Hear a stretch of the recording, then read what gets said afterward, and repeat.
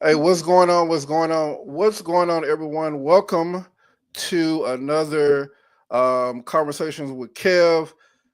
Continuing this series on why, um, when we talk about mental health, why does mental health matter when it comes to men? And so we are on part 4 of a 6-part series. I have had some incredible guests on, and now I have another incredible guest. He's my brother. We go to the same church. Um, we also are in the same fraternity now. But I've known Dathan for ever since I've been to church, and we used to actually work together within the team ministry at our church. But I'll let Dathan introduce himself, tell him a little bit about himself, and then we'll get started. Absolutely. Thanks, Kevin. Thanks for the invite, brother.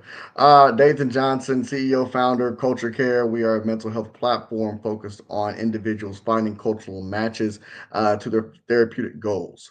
And so I've been working on that for the past 2 years. Before that, I've been a consultant for behavioral health companies throughout the country. And then my mental health and behavioral health career has spanned about the past decade. And so this is something that's very important to me. And when when you contacted me to try to have this conversation, this is something that is near and dear to my heart. And so, just ready to go and have this conversation with you, brother. Yes, sir. Yes, sir. So, as I've asked all of my guests, what does mental health look like to you? And I asked that question because everyone has their own philosophy, their own way of looking at mental health. So, what does mental health look like to you? Um, that's a very complex question, right? To say, what does Yep. mental health look like? Mental health is when you're alone, and it's the way that you view in the world when nobody else is influencing it. It's something that when you look at TV, it's something that when you think about yourself, it's something that when you think about your life in general, what are you thinking about? What makes you tick? What makes you scared? What makes you afraid? What makes you proud? Those are just some of the complexities in regard to exactly what mental health is. For me, it's just the self confidence and just what I believe. Mental health goes into a lot of different facets with me. It goes into my belief system, goes into my spirituality, goes into my, really goes into my everyday, and that's something that I struggle with, also with my identity. I struggle with that. I struggle just who am I? Who am I as a man? Who am I as a child of God? Who am I as a father? Who am I as a husband? And that all comes down to mental health. And so, long story short, what does mental health mean to me? I mean, just the way that you believe and the way that you feel about yourself and the way that you're able to just navigate this thing called life. Okay. Okay. I appreciate that. Um, so let's go a little bit deeper. So it's crazy. I was on Facebook last night, and I was just going through, and I saw this video of this guy. I can't think of his name, but he's a famous actor, and he was talking about his sobriety, and he said that he Hmm. hit 4 years yesterday. Hmm. And as I was watching it, he started talking about his mental health, and I was like, man, I gotta save this because I want to come back and pull some of the things that he said that were vital and important, and I wanted to share, and then you and I can talk about it. But he said something to the effect of when he gets to a point to where his mental health starts affecting him, and he wants to go and take a drink, and he's been sober for he hasn't had a drink in 4 years. So he said he does this thing called grateful flow. So he thinks about 10 things that he's grateful for to get his mind off of the negative and put back on a positive. And so Hmm. when I started thinking about that, I was like, man, that's something that we all can look at it. And I say that because I remember when my mom first passed away, and I was going through my own mental health battle. And as the years turned, I remember a brother that we actually he was the first guest on this series. KJ, you know KJ, Mm-hmm. Kevin Jackson, and he said this to me. He said, "Bruh, think of some positive things about your mom and focus on those things, because we're always thinking about the negative, Sure. which plays a part in our mental health, because we're always thinking about, man, this went wrong, this was wrong, I did this. But what about the right? What about, hey, I did this, or we had this positive memory? And so sometimes we have to shift and we have to refocus our mind, so it's not always about the negative, but it's more about, hey, I did this positive. Even if you can only find two, I said 10, if you can find two, focus on those two things That's right. that they can outweigh the positive. So, what's your take on that, Dathan? That's right. And it goes back to coping, right? Something that we really do in at Culture Care is we work with clients in regard to their coping mechanism. Understand why most people fall into depression. Most people fall into some of the things they fall into because there's nothing they don't really understand how to actually cope, right? What strategies to actually take. When I feel like this, I do this. Cause and effect, right? When I feel like something is too heavy for me, I try to get something to lighten the load. And a lot of times, especially for men, we go to the negative. Unfortunately, we do, right? We either go to anger, we go to violence, we go to thinking about something we could have, should have, would have done. But one thing that has to understand, going back to the spiritual aspect, is that's the enemy trying to keep us in a particular place, right? And we can't do that. We have to be able to, like you were talking about, thinking about those positive memories, thinking about those positive ideas, right? The moment that you feel like you're going to go get a drink, what else could you do, right? A lot of times, men have to do something to feel valued, right? We can't just sit around. The moment we sit around and the moment we don't do anything, that's when the thoughts come. I can speak personally in regard to that. When I'm idle, when I'm not doing anything, I always have to find something to do, because when I'm idle, that's when my thoughts could go in a certain way, right? Why hasn't something taken off? Why hasn't this gone the way it's supposed to go? Why hasn't this gone the way that it's supposed to go? And I really dwell in that. And that's why I have to continue to read. I have to continue to study. I have to continue to work and continue to better myself. Because the moment I just stop and think, right? Unfortunately, that's when my mind personally comes under attack. And I know I speak for most men in that. Um, and so it's just something that I'm still working on it myself, Kevin. I mean, to be totally transparent with you, I'm working on it myself to be able to sit back and think about memories of my past and be able to put positive spins on it. And the more I've done that, I'll tell you the truth, the more I've done that, the freer I've become, right? The more free, the less burdened. Waking up in the morning, not stressing, just being able to really be comfortable in my own skin and to be able to tell people no, right? And I know we can get in that later on in the conversation, but telling people no is one of the more freeing things that I've ever been able to do. And the older I get, I don't allow other people's stresses to stress me, right? And so, that's something, in my personal opinion, like that's something that we can really carry on as men to be able to say, hey, look, let's let's let's mentally let's not fall into those traps of fall into depression, fall into different things just because our mind could be under attack. Man, so appreciate that. So you said something that I struggle with, and I still struggle with it, but I don't struggle like I used to in the past, which is saying no. I think that when we as men, when someone asks us to say, "Hey, I need a favor, I need this, or I need help with this," you're you're putting more on you because you feel like you have to say yes. You feel like as men, we have to quote unquote save the world. and we have to do those things because at the end of the day, we feel like, we're the head of our household. We're supposed to do this and do that, and sometimes it can take a mental load on you because you ask yourself at the end of the day, like, man, I got so much and I don't want to say no. I don't want to say, because you want to be there. I'll go a little further. You want to be there for your kids. You want to be there for your significant other. You want to be there for your friends. But sometimes you just need a mental break. You need Mhm. a mental reset. But it's hard to sometimes say no to people. I know people who watch it and people who will watch it say no, it's not for me. But I think for me it is hard sometimes to say no because I am a servant. I am a person that loves to serve. I am a person that wants to help or be a help to someone.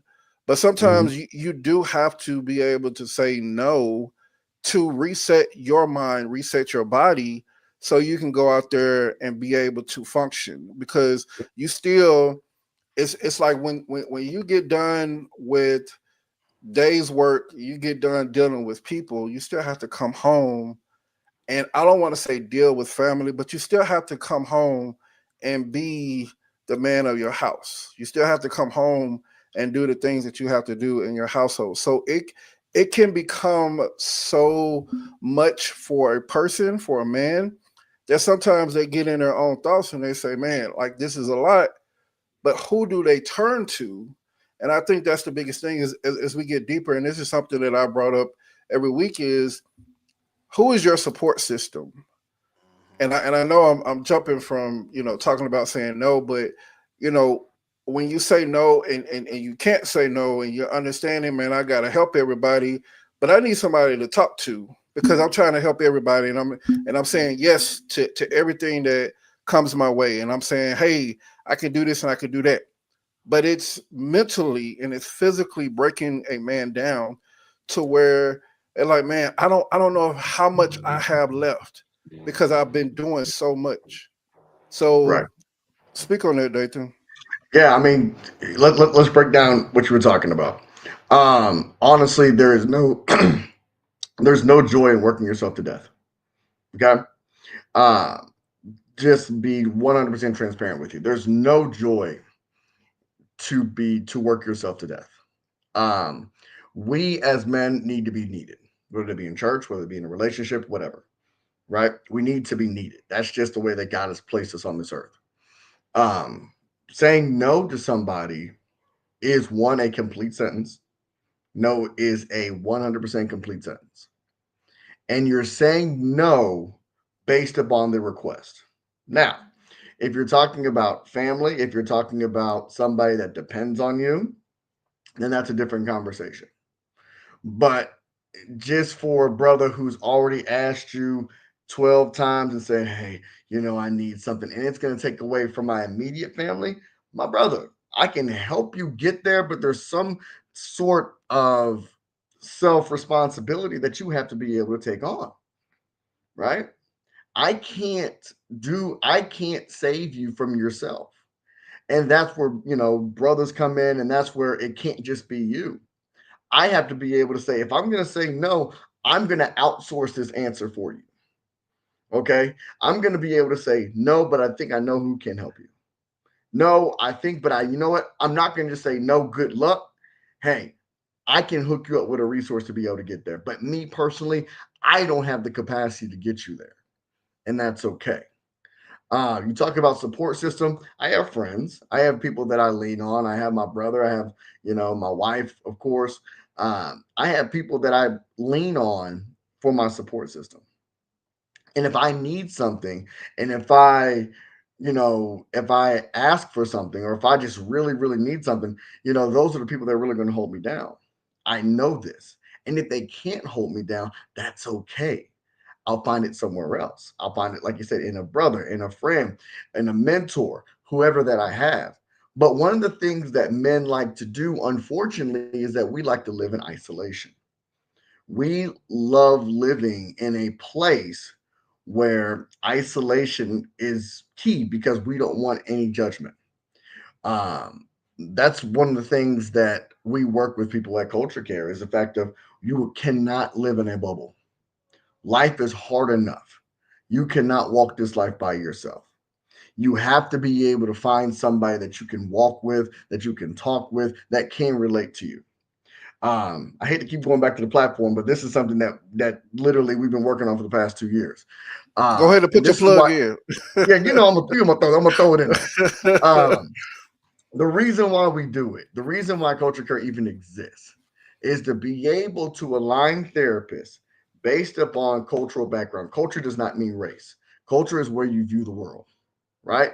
You have a military culture, you have a dual parent culture, you have a rural culture, you have an urban culture, you have a religious culture. There's a lot of different cultures in the world. And when you go through your questionnaire, which is very in depth, you're going to be attached and you're going to be aligned to somebody based upon percentage of match of a therapist that's going to be able to automatically relate to you on that first visit. And that's something that we've really worked hard to really engineer. Um, and so whenever you're talking to somebody and you're talking to somebody who may not understand you, who may not align to you, that's why I said, it's great to find somebody who has alignment in your mental, as well as alignment in your culture, and alignment just who you are as a person who understands you.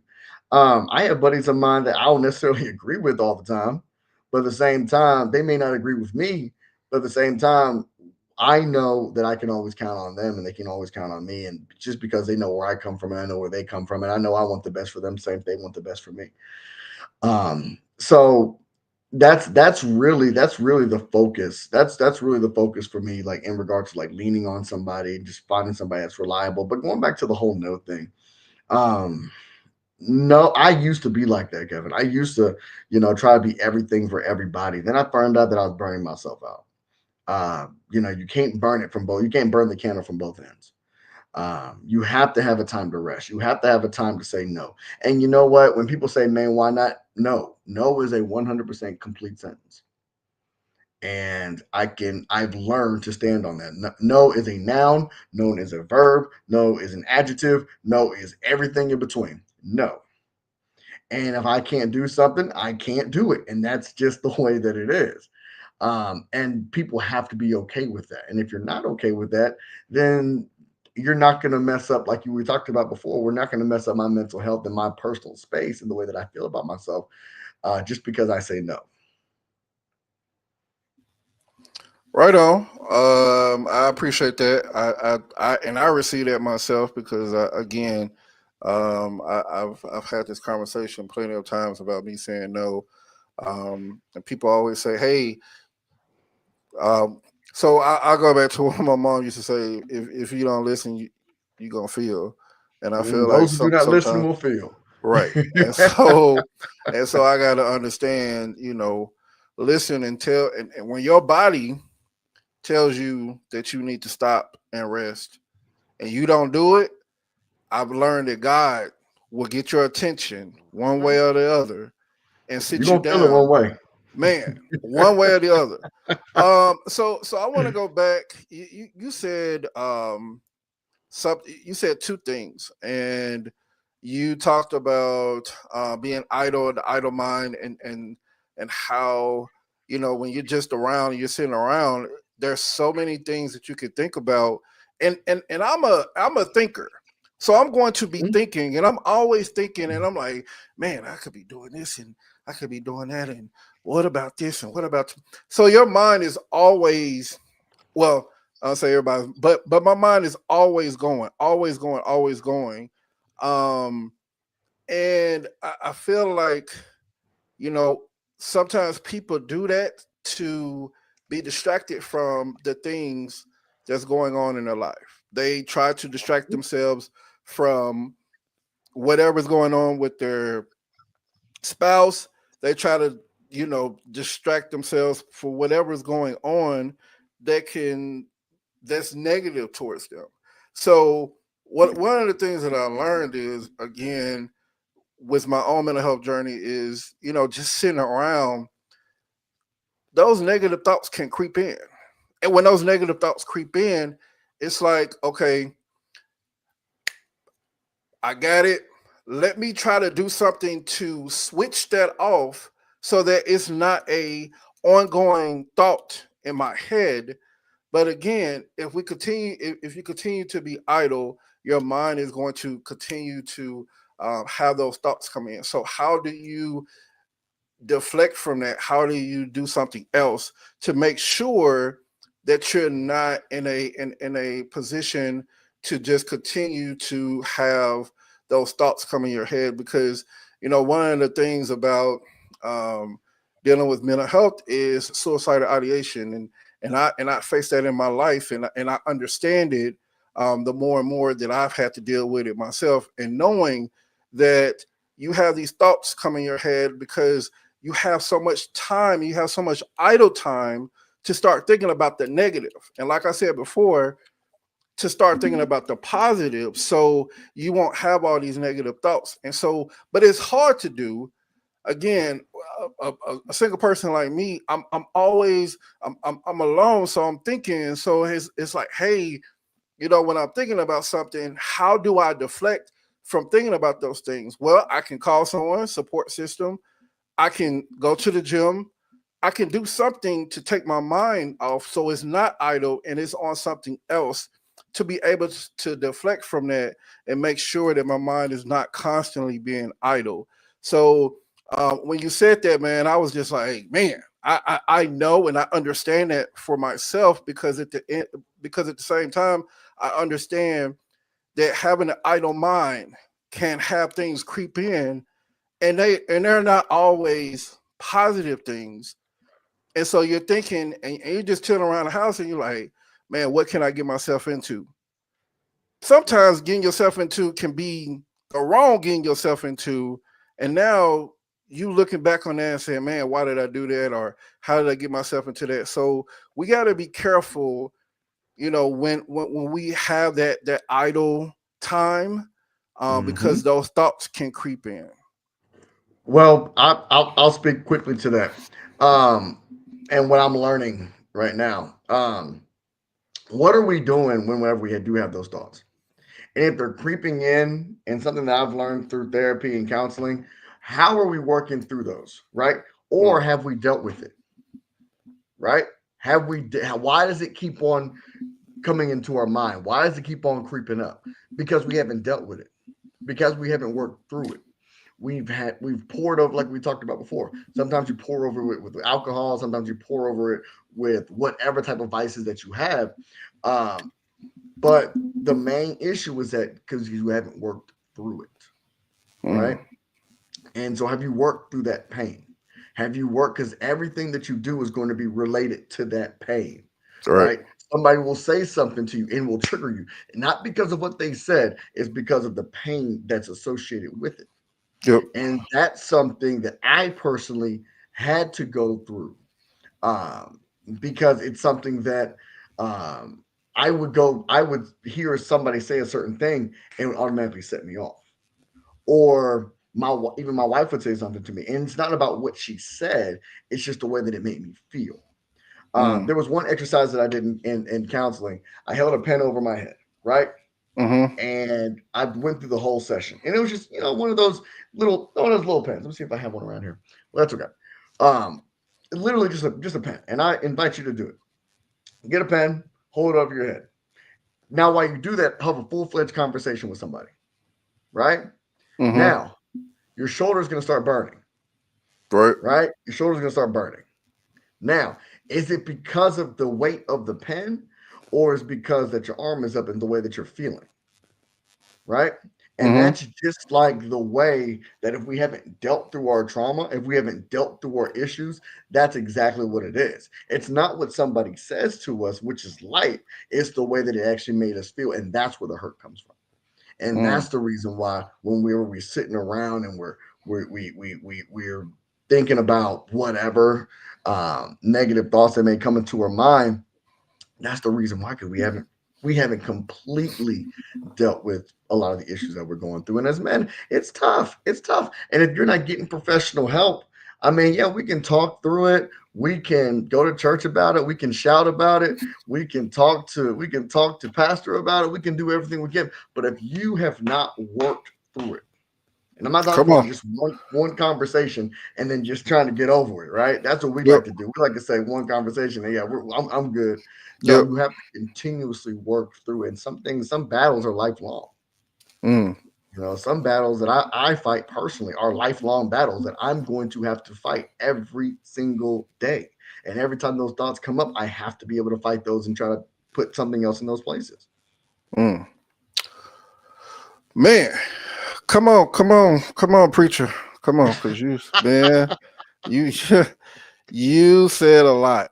So before I touch on what you said, let me go back to one of the other things that you said that I actually that my guest from last week, Tyrell, he brought up isolation.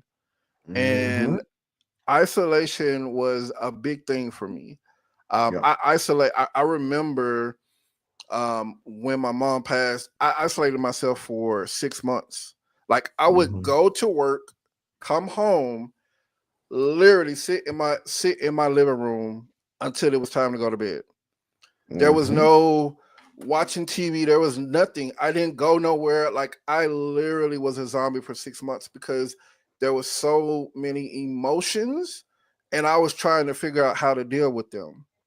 And the thing is, how do you Yeah. deal with those things and not isolate yourself? Because when you start isolating yourself, you start cutting the people off that really wants to be there for you, and you start to isolate yourself, and you start again having an idle mind because you're by yourself and you're isolating. Even if you're living with a family, you got a spouse and all of that, you still can isolate yourself, and you could be over here and your kids and your spouse is wanting affection or some time with you, but you can't give it because, like you just said, you haven't been able to deal with the problem head on. And I remember one of the things Tyrell was talking about last week. He said, you know, we're always looking in our rearview mirror. We're never looking forward. So when we are looking in our rearview mirror, we are constantly battling something that we have not dealt with. And until we can deal with the problem, and I had to realize that myself. Yep. Like I literally had to realize I Yep. got to deal with my mental health issues before I can go on and start facing forward. Because I kept looking backwards and I kept looking at the things that that I was going through and all the negative things that I couldn't never just face forward. I always kept turning Yeah. backwards. Even though I was walking forward, sometimes I would turn this way, but it was always backwards. And I never understood why until I really went through my journey to understand that one, isolation, ah, so let me say it like this. So isolation can be a bad thing and a good thing. And so let me what I mean. And again, Mm-hmm. I always Right. put this out there. I am not a psychologist. I am not a mental health, whatever. But I've been through 7 years of mental health myself, and so I've learned a lot and understand a lot. And so what I would say is, when it comes to isolation, for me, and what I understood from it, it can be negative, and it can pull you in a way to where now you're dealing with um, not wanting to be bothered. You're not taking care of yourself. You're not grooming yourself because you're isolating yourself from the world. I remember when I isolated myself last year, I stopped going to church. I didn't go to church for 5 months, Dathan. Mhm. 5 months. I Yeah. did not go to church. Yeah. And I was going through something, and I didn't want the world to see me. And sometimes we isolate ourselves because we don't want the world to actually see us for who we are. We don't want the world to see and know us because we're so focused on what people think instead of people actually being able to see us. And when I say see, I'm talking about capital SEE. and understanding that no matter what, at the end of the day, it Mm. was more so knowing that, hey, I'm dealing with whatever I'm dealing with, but I gotta understand, man. Like I have an issue and I have a problem, and we have to be able to see that, and we can't um, isolate ourselves when people are trying to help. I'm so passionate about this because I know what it can do to a person. And if you don't have the support system, if you don't have the people there to actually be able to help you and understand, I can't isolate myself. I got to be able to get up, even when I feel like I can't get up, even when I feel like I'm at my lowest. And I was low, but to have at least one person to say, bro, I'm there for you, helps you be able to start picking yourself back up. And one of the other My things that God. you said is work through it. And you got to be able to work through it. It's going to be hard. There's going to be days you don't want to get out the bed. There was days I stayed in the bed 2 or 3 days in a row. Didn't want to get out the bed because I didn't want to deal or face reality. And as men, we don't want everyone to see the broken part of us, but we want everyone to see this facade of, hey, I'm good, I'm this, I'm that. But really we're broken inside. And a lot of men won't actually say that because of the stigma and because of being judged for not who they are, but being judged because they think that someone's going to look at them and they're going to feel like they're powerless because that's what society has put on us as men, that we have to be strong, we can't cry on this, but we go through stuff.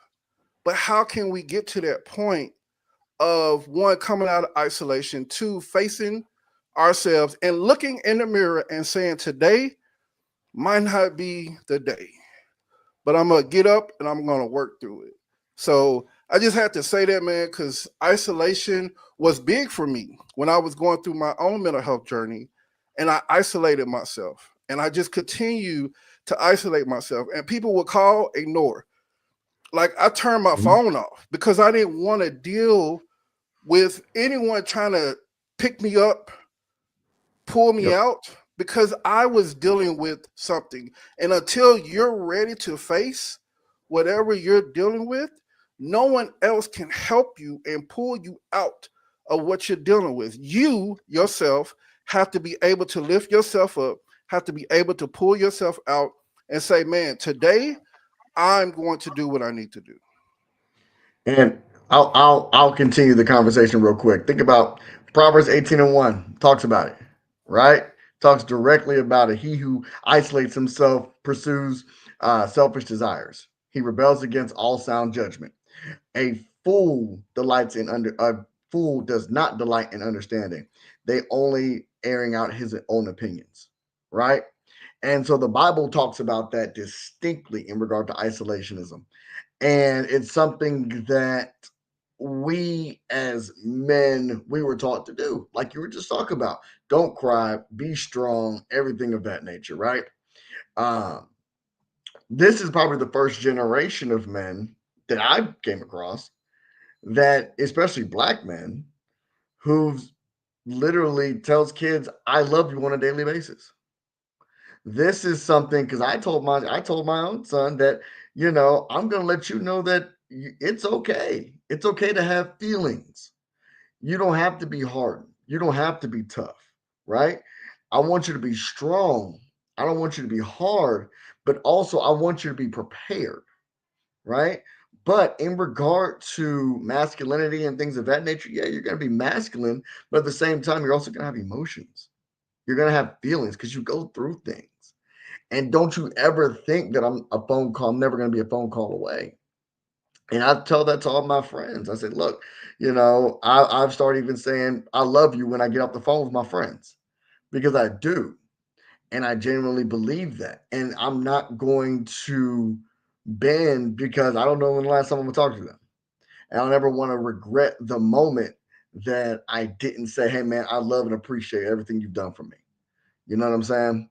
And they gotta know that, and that helps their mental health, and that helps with me personally. But I think the main thing in regard to isolation, you don't know what somebody else is going through until you say something about yourself. And once you open up, you're going to be able to find that you're not the only one going through what you're going through.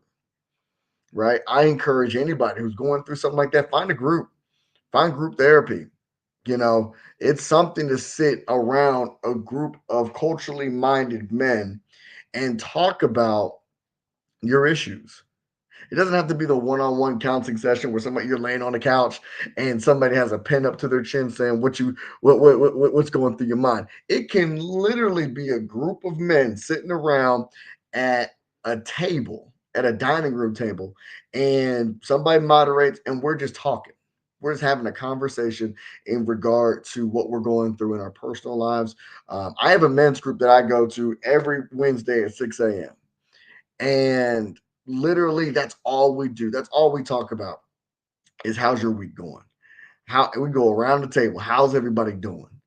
And that's something that means a lot to me. I attend every single session because it means that much to me to be able to kind of be in a place where it's judgment free. And I believe that every man needs that. Every man needs to be able to live in a judgment free zone, regardless if you have somebody to talk to or not. Because to be quite honest with you, when you're married and when you have children, um, they may be the reasons why you're stressed. So there's certain things when you say you can talk to everybody, well, you may be the problem. Right? So we have to be able to find a safe space, right? We have to be able to find a space where we all can, you can be able to let loose and be able to talk because there's no joy in to be able to walk around this life walking alone. There's no joy in walking around this life thinking that no one can hear you and no one can understand you because that's how men die lonely. You can do everything you can do, but more men die from, from loneliness, from, mental health issues than anything else. Depression comes with it, anxiety comes with it, and then, there's no pride in that. There's no pride in taking care of the world when you can't take care of yourself. Wow. So, man, you said a lot. So, Hannah, um, That's my baby. yeah. So Hannah said, support is everything, and it's definitely everything. And then Joyce White said, to ask for help, and then Hannah came back and said, there has to be, um, there has to be a safe place for men to feel comfortable sharing their feelings. Emotions are normal, so it's time to normalize emotions. Man, I'm glad she said that because there's something that I wanted to talk about and I wrote down and it's talking about exactly what she just said. Um, and then you got Hannah that said, good stuff, Jason. Your wife is giving you props. So, amen. Uh, Thunder. but so so so when Hannah said, talking about the emotions, it was actually something else from that video that I was talking about. It said to face your emotions, and I think that's a hard thing for men to do.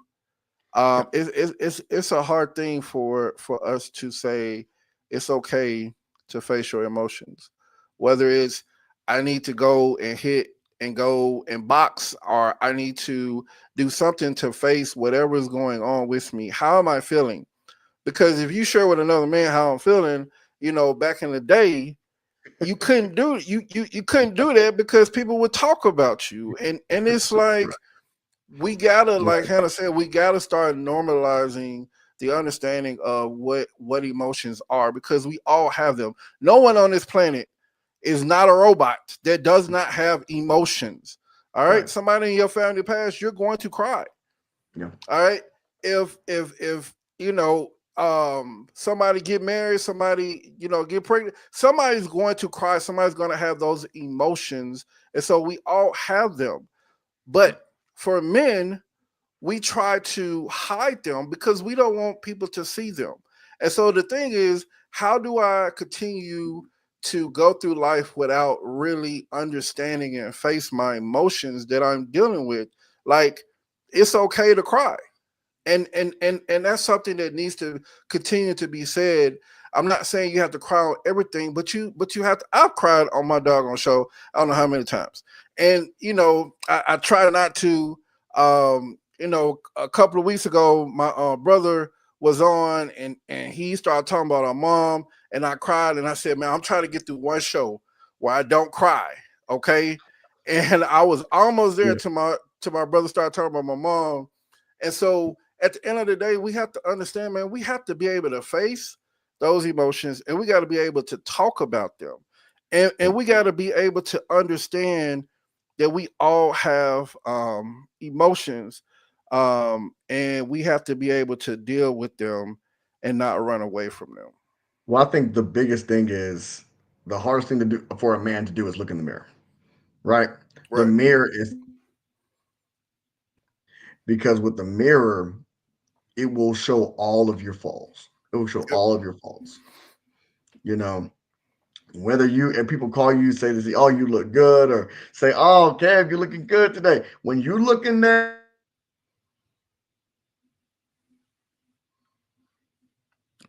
Froze up on me. We're having um, Jay, you place for good? you. Yeah, I'm good. Can you hear me? Yeah, yeah, your video froze for a minute. Oh, okay. I said that, when you're looking into the mirror, you're going to see every last flaw that you have, right? Right. And that's some things that most people, not even men, women too, it's the scariest thing in the world to look at. And so we have to be able to be comfortable with that. And it goes back to our feelings as well, normalizing them. It's okay. And I had to learn this.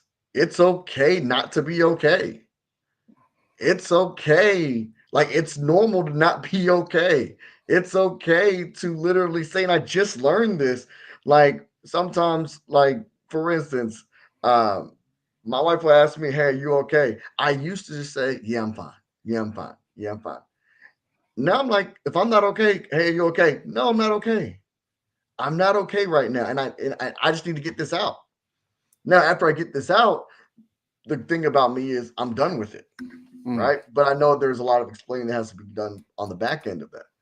But at the same time, I'm able to release it because the more that you hold on to pain, the more that you hold on to issues, all they're going to do is grow.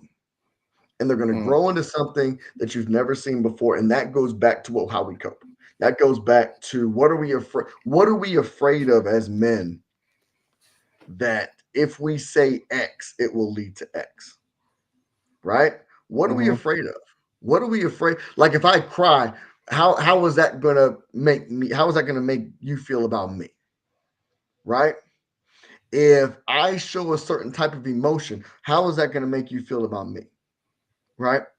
And so I think when we're younger, I think we care about what other people feel, about other people, what other people think about us. We care about, oh, I have to put on this persona. Oh, I think, but the more I think for me personally, the more funerals I went to, mm, the more people in my life that have passed, the more I see people that have died with ideas or died with feelings that they never could express. I think that just led me to say, you know what, the way that I feel about me, I am enough. I'm enough. And if I have a particular emotion that I need to be able to get out, that's what I'm going to get out.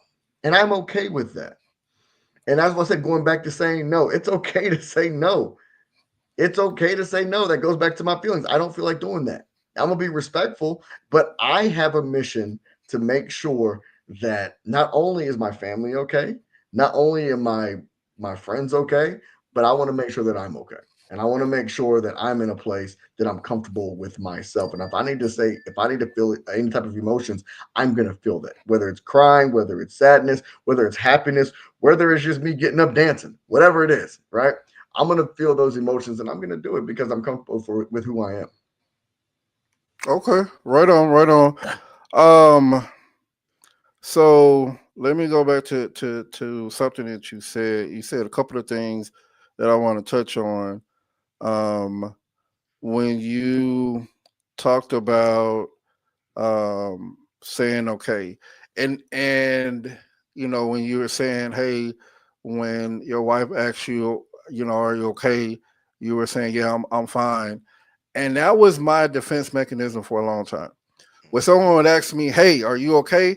I'm good. I used to say I'm Yep. good all the time. And Yep. so it was a way to deflect and basically say, leave me alone.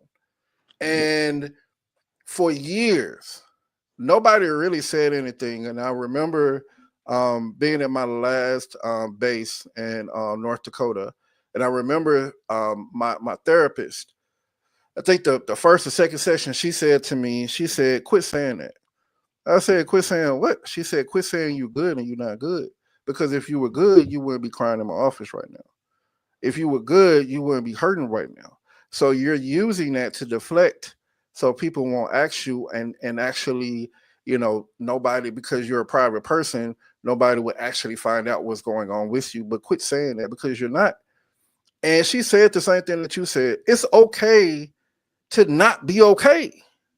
But as men, we're taught that I don't have time for that. We don't have time to show emotions. We don't have time to not be okay because we got to take care of the house. We got to take care of this. We got to take care of that. But we got to get to a point in our society to where we can show one emotion, um, and let the next generation know that it's okay, Hmm. and that continue on, because now everybody that's coming in, this new generation of I gotta be hard, I gotta do this, I gotta do this. But why? To do what? But to understand that no matter what we do, we're not okay. And we all have our days. Not saying that every day has to be a bad day, but some days I'm just not with it. But we gotta be true to ourselves and say, I'm not okay today, like you said. And two, we got to be able to communicate that with someone instead of automatically just saying, I'm okay. But on the inside and in your mind, you're saying, I'm not okay. And you're Hmm. crying inside and you're hurting inside, but you don't know how to express that because you've never been taught. You've never been given the liberty to be able to say, I'm not okay. You've never been given the capacity and the space. Even if you say, I don't want to say this around my spouse, I don't want to say this around my kids, that I'm not okay because they look at me and they look to me to be strong. So how am I able to say that I'm not okay and not be looked at as being weak? But the thing is, you're not looked at as being weak. You're looked at as you have emotions. Right. And the thing is, we have to be able to be okay with saying that I'm not okay. And I think that that is a big problem within men, is that we don't know how to say I'm not okay today. Well, here's the thing: Yep. is it the fact that people have bad days, or the fact they have bad moments? I, Right. yeah. And you can have a bad moment, Right. but few of us have had a lot of bad days, overall days. I'm not saying bad days don't happen, but Right. they're few and far and in between. Right. We've had bad moments. Now the moments can shake you, but what do you do after that? Right? Do you allow that moment to define the way that your day is going to go? How are we going to allow that moment to define us? And the thing is, are we going to dwell on it, or are we going to talk it out? Are we going to work through it? Because a lot of us, we suffer in silence. We don't like to talk about our issues because, like I said, man up, toughen up. Yo, don't, tuck your bottom lip. Like those are the type of things that we've heard since we was 5 years old. You know what I'm saying? I think the whole culture of the whole man up, um, I think that has stifled the voices of a lot of men throughout the world.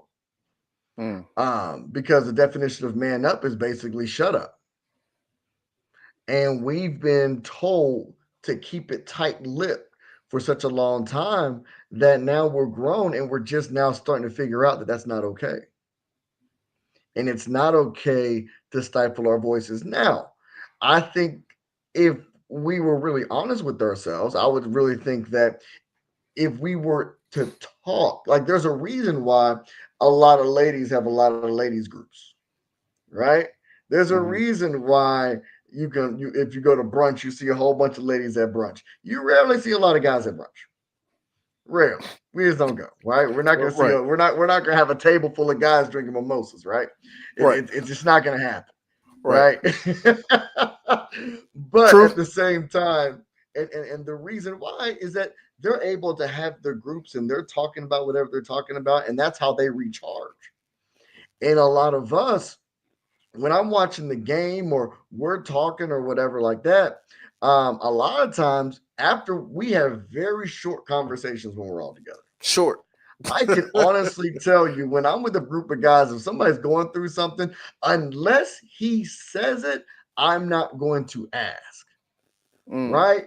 Because there's a lot of times that if you want to, like, I had the mentality look, if you want to tell me, you'll tell me. If you don't want to tell me, then work it out, brother. Work it out. But I've learned just to just call people and I've learned like to call people and say, hey man, I ain't seen you in a while. What's going on? You all right? How you been? Right? Family good? Everybody good? The reason why we do those welfare checks is because I know sometimes we just don't want to talk. And I'm not going to bring it to your attention because you automatically think that I'm going through something myself and you don't want to put your burdens on me. When in actuality, I don't want you holding on to your burdens by yourself. Right? Now, going back to the original conversation, can I always give you more than words? Probably not a lot of the time. Sometimes I can, but sometimes a lot of times for me personally, I just need to know that a brother is there. And I just need to know that somebody's there to listen. I don't even need you to talk back to me. Sometimes I need to vent, sometimes I need to gripe, sometimes I need to just hum away. And you're gonna go, man, that's crazy. That's all I need, right? I'm like, okay, whew, all right, I'm good now. And then I'm off. I'm off because a lot of times, men, we can work our own problems out. We just got to have a sounding board to say it. Wow. So, man, I knew you were gonna say a lot tonight. I was like, hey, I'm gonna keep it flowing, keep it going. Hey, um, one of the things that you said that I had to I wrote this word down. You said something, perception, and and Mhm. and and we perceive things to be one way when they're really not, and we take a lot of stuff on, and I think for us when we deal with those things that whatever we're facing, we try to um, deal with those things head on.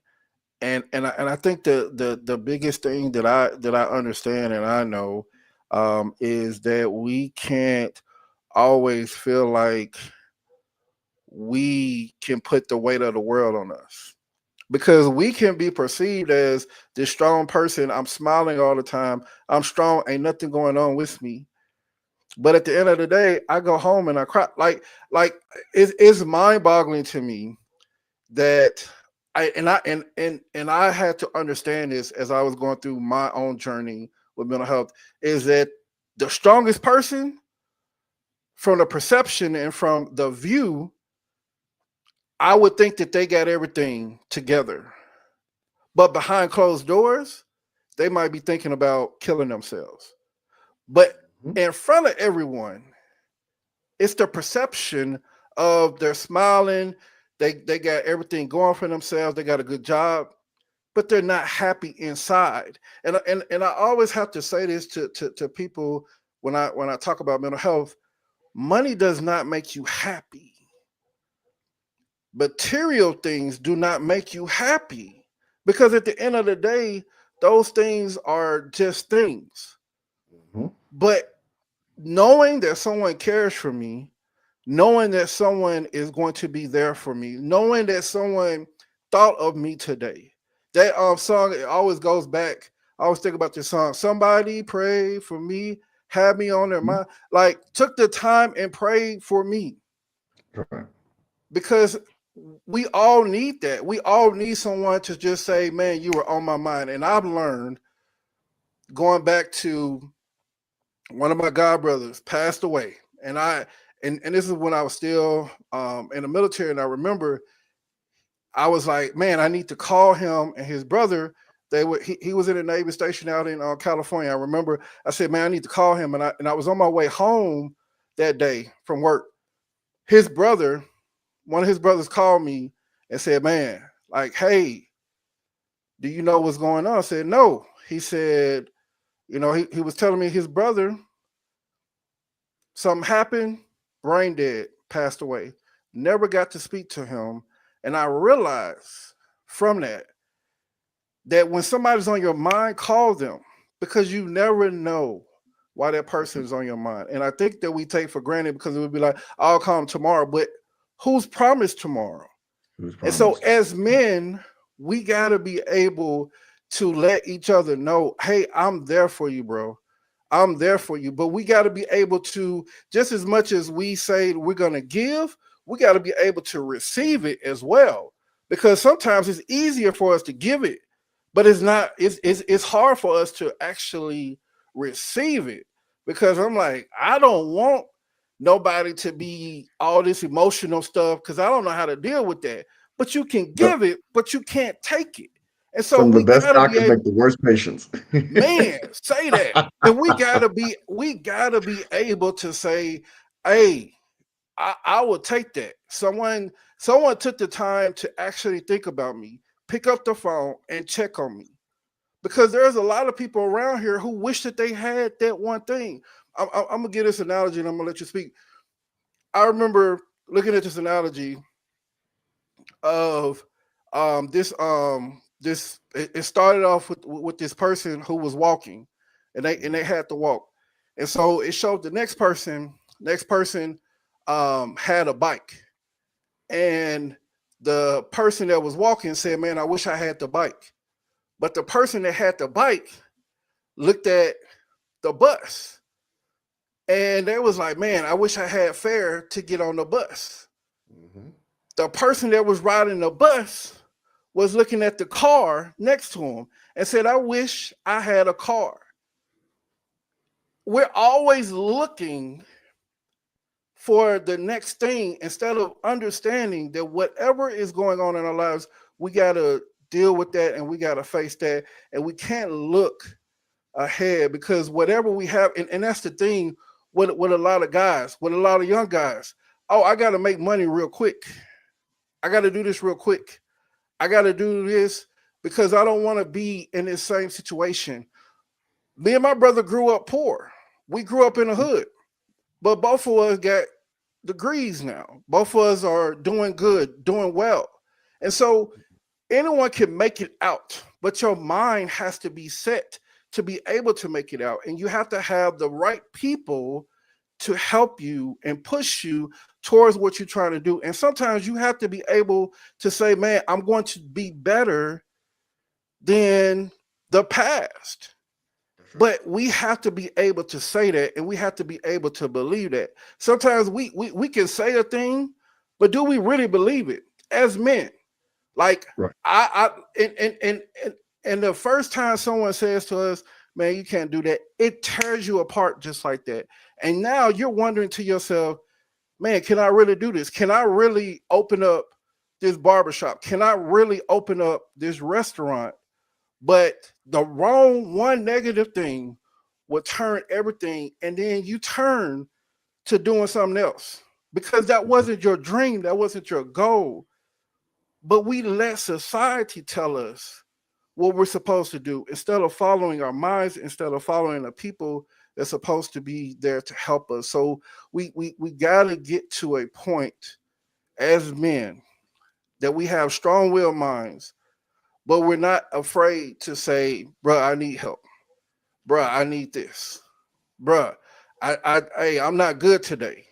And all this ties into everything that we're talking about to say, man, I need help. That's the biggest thing that we as men cannot do. We can't just be honest with our being honest with yourself is the biggest thing because you have to be honest with yourself before anybody else can help you. I have a problem. I have a drinking problem. I have a like you have to be able to be honest and say I'm depressed. I have anxiety. Yes, I want to do this. I want to do that. But you have to be able to be honest. And if you're not honest, you're only fooling yourself. Go ahead. Man, you spoke a word right there, brother. I'm telling you, if you ain't honest with yourself, you're lying, right? Bam. All things about perception. Sometimes all perception is a lie, right? It's a Yeah. glorified lie that you put up on yourself. I thought about a couple things when you were talking, and in regard to sometimes we feel like we can save the world, right? As men, the only person that can ever save the world is God, and who are we to compare ourselves to God, Right. right? So I know I can't save the world.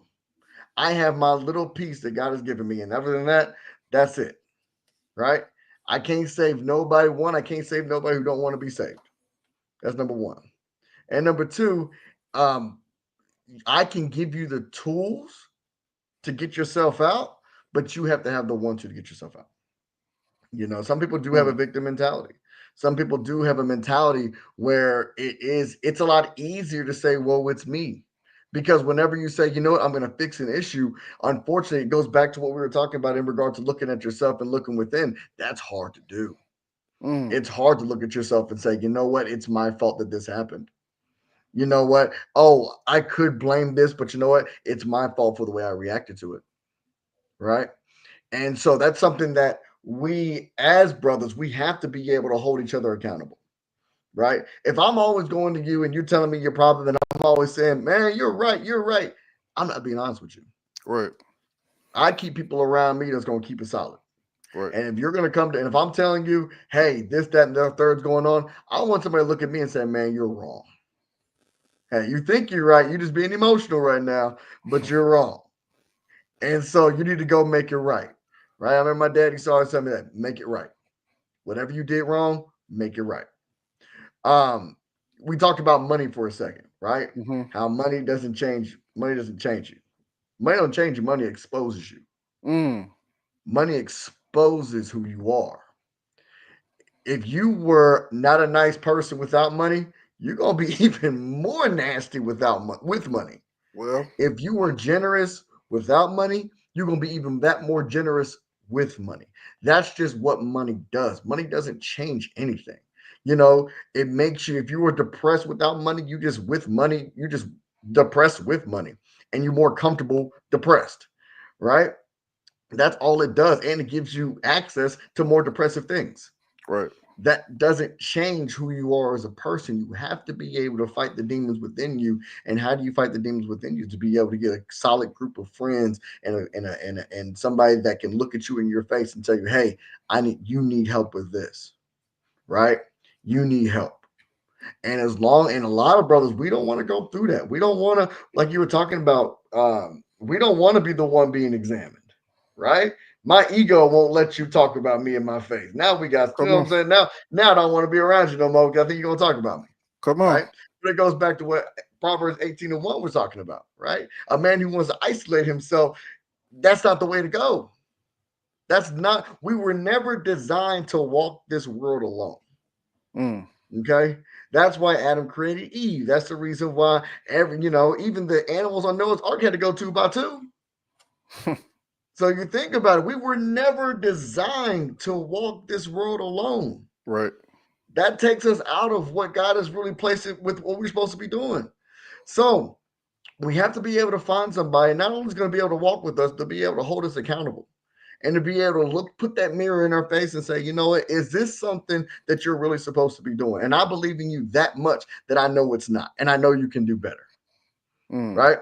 Now, there's something about unsolicited advice that kind of drives me crazy sometimes. But sometimes that's just that's just the way it is sometimes.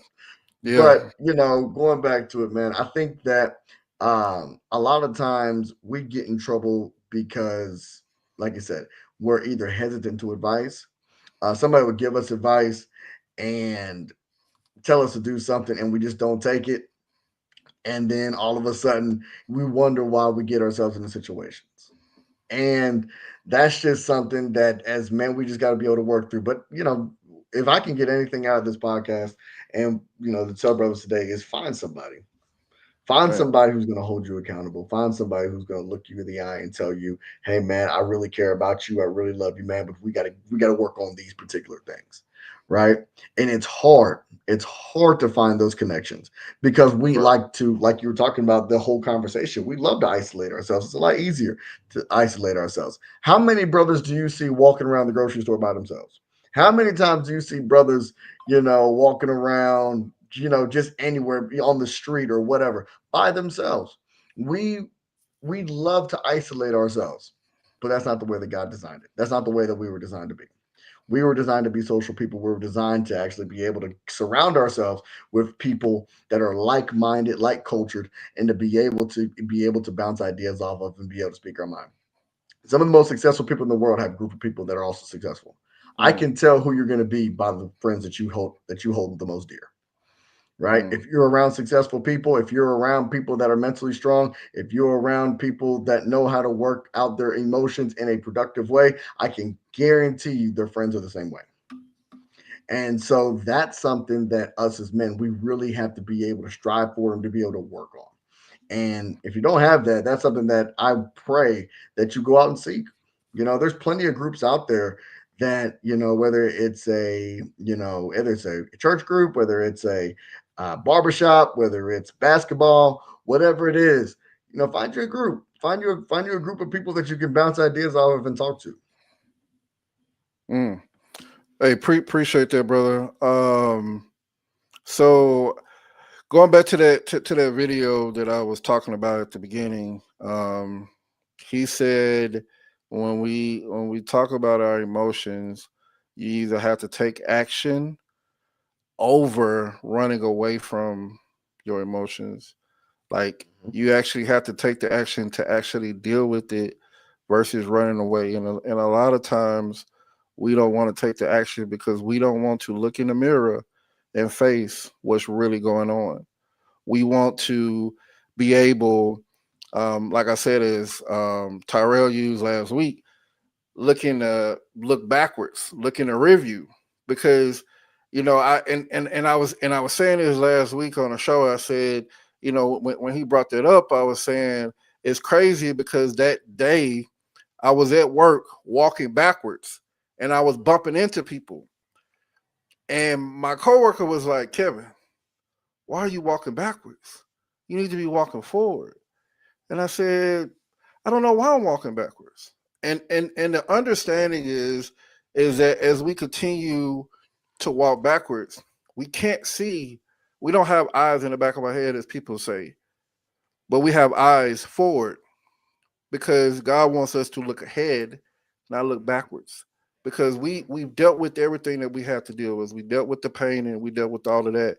But to be able to take action and understand that I need to deal with this head on, looking in the mirror and saying, I need to deal with this. Is it going to be easy to deal with? No. I don't want to deal with it because I know that there might be some pain involved. There might be some hurt involved. But the thing is, do I need to run away from it? I don't like I remember my mom used to say, don't run away from your problems. Because at the end of the day, you can't run away from them. They're still gonna be there. Hmm. One of the things that I understand is when people do and they get hooked on drugs and they get hooked on alcohol, they do it because they don't want to deal with the issues and the problems. But those Hmm. problems and issues still gonna be there. They still gonna And be so there. as men, we gotta find a different way to cope. We gotta find a different way to have our minds be focused on something else other than this is going to take my mind off of it. But it's a temporary fix. It's a temporary fix. And we Well, have to because be man, we can able, justify ourselves at anything, can't we? We right, can justify. We can justify right, our way out of any situation. If I'm mad and I punch the wall, I can justify that, right? If right, I said somebody right. broke me, said, well, we can justify. But here's the thing. Here's the kicker of it whole thing. The one time you're actually able to absorb the actions in which you did or the thoughts that you have, yes, it hurts. it hurts. Right. It hurts to understand that, hey, instead of justifying how we're going to get better, Mm, instead of justifying how you're going to be able to look past it, instead of justifying how you're going to be able to become a better man, how you're going to grow from this, instead of justifying your actions, because we're quick to justify. Oh, well, I did that because of X. Well, was that the best thing to do? Right? Was it the best thing to do? Instead of justifying how can you become better? Okay, the actions already happened. How can you become better? And mm, that's something that's meant we have to be able to look ourselves in the mirror and say, look, maybe that justification wasn't right. Right? I'm not right. right. I'm wrong. Right. Right? We fall Right. every single day. But how am I going to become better? Right? Mm, What's my strategy to become better? And if you can't think of that, that's what I'm saying. You have to be able to talk to somebody. mm. Wow. So I want to bring up two more things, and then we'll end the conversation because I can keep going. But um, what? I So love this stuff. um, I do too, bro. I do too. So you brought up ideas, and it made me think about something that I've heard time and time again over past years. So um, there are more great ideas in the graveyard than there are people that's actually walking Say this that. earth. Say that. There are more Mm. ideas that were wasted because as soon as I spoke something, somebody turned it down, and it Mhm. was a death to that idea that died with me instead of being Mhm. able to birth it to when I passed, it was still growing because I had already planted the seed. But the thing is, because we're so focused on the fact that when someone tells us no that first time, then it's like I give up. But the thing Mhm. is, I think about people like Michael Jordan. I think about people like Bill Gates, people who didn't really get their stardom until they were late in their age, and I Mhm. guarantee you, they got no's. They got no. You're not going to be able to do this, or you can't do this. Um, but looking at some of these people, you're like, man, like when I look at, he's not my favorite player, but I'm just thinking about him when I'm making this example. So I don't want nobody to think that I'm a Kansas City Chiefs fan because I'm not, because I'm Cowboys Okay. all the way. All right. I just got to Y'all make actually got that a better known. record. I, I got I got to make that known because I don't want nobody to say that I'm a Chiefs fan. I'm not. But when I look at Patrick Mahomes and when he was picked in the draft, and the people Mhm. that was picked before him, trash. Now they might not. The look of it is you got a franchise quarterback, but they pick these people because of their perception, because of, oh, they did good in college, and you think to yourself, I know I was better. Another example is Shador Sanders. He Mhm. got skipped, but Right. he said, no matter what, I'm still going to come out and do my thing because I'm not going to let the world dictate who I am. I'm not going to let the world dictate what I can become. And so, as men, we got to be able to say, if I got an idea, I'm going to run with it. I'm going to Mhm. let God be the pilot. I'm not going to let man be the pilot, because if you let man be the pilot, man is going to always try to deter you, especially if they see that it's going to take off. So Mhm. let God be your pilot, you be the passenger, and then continue to float and move on and see where he takes you. But we got to understand that we can't let our ideas die with us, because because those ideas are going to be us planting a seed and being able to hopefully see it grow. But even if we can't see it grow, somebody is going to help it grow to where it's going to continue to flourish. But we as men, we got to be able to encourage one another, not hate on the Mhm. next person, but encourage one another when it Yep. comes to that. So I wanted to say that and lead up with that. So Dathan, I'm gonna let you have the final words for tonight, sir.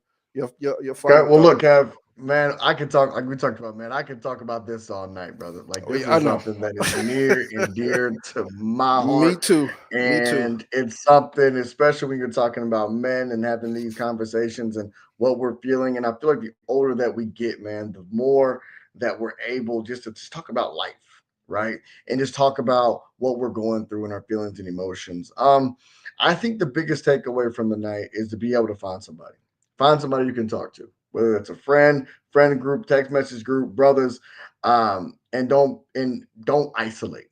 Right? It's easier to isolate than it is to expose yourself. But I will let you know that when you expose yourself, when you let people know who you are, you're gonna have way more people surrounding you and caring about you than you think. Right? We are not meant to walk this world alone. We're not.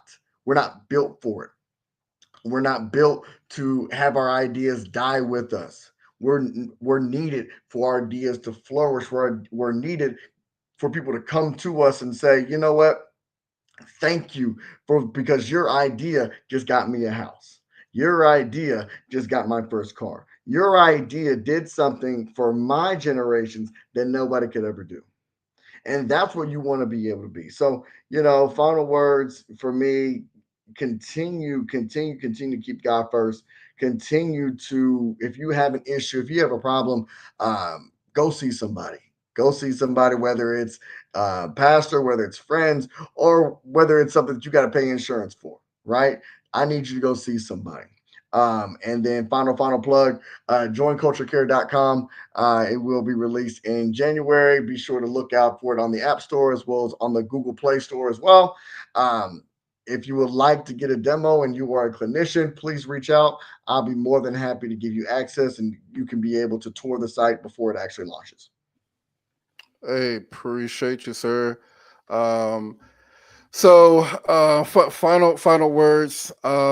Again, Dathan, thank you for coming on the show. It's always a pleasure to have you on, brother. It's definitely good when you have brothers who have a passion for something that you have a passion for, and we can just have a conversation because this what these are is just conversations about real life, That's and right. how do we, function and how do we navigate through this thing called life.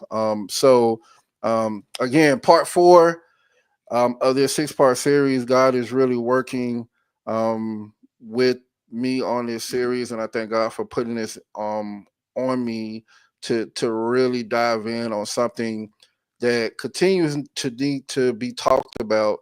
So I don't know what the future holds, but I do know we got part 5 coming up next week, and so I would say this: I've had guests part 1, part 2, part 3, part 4 tonight, and so next week, I'm going to do a recap of part 1 through 4. It's going to be a recap.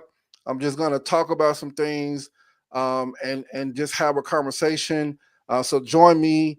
I'm not going to have any guests next week because on part 6, I'm going to flip it. I'm going to flip it. I'm going to flip it. And I can't wait till you all see what I got planned. I'm not even going to say anything right now, but I'm going to do something different because I want to.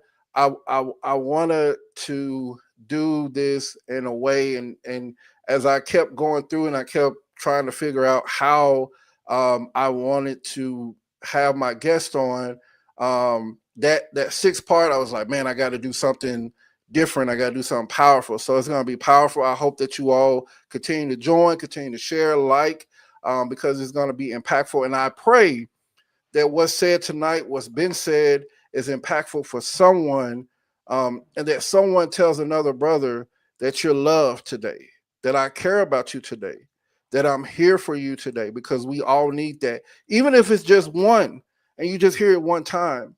Like I talked about last week, um, Tyrell was the one who got me to continue to go to my church because he was that one brother that got up from the table and walked over. I know my facial expression was uninviting, but he still got up and said, bro, welcome. So if you just have a brother like that and someone who cares enough to say, man, hey, how are you doing? You That's right. never know what that can do to that person and what they're going through, how that can help that person. So Right. love on somebody today. Be there for somebody today. Until we meet again, y'all have a good night. Conversations with Kev. Peace.